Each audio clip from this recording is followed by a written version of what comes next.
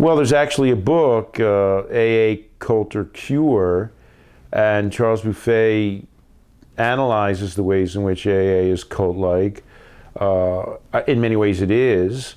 When you go to AA, you're required to announce that you have the characteristics of the group, and to the extent that you deviate from the group, you're chastised and compelled to acknowledge that you do have these traits and these behaviors. Now, I should say that some people claim that's changing.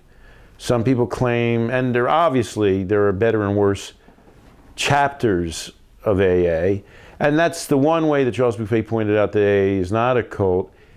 It does not have a central hegemony who determines how every chapter should act.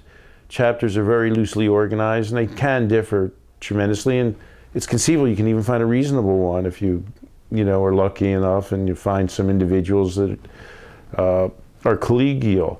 However, the basic dynamic of a group that demands that you acknowledge 12 steps, acknowledge your powerlessness, and display other characteristics, it does have a lot of psychological coercion.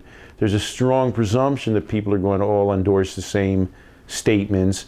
There's not good room for people to deviate, to say, I do have a drinking problem, but I just don't think I'm an alcoholic. I'd like to think about this in a different way. For example, maybe just cut back my drinking. It's just not constructed to allow that kind of freedom for individual members. Why is that? Well, it's somewhat the nature of the group, somewhat the nature of all groups that are organized that way.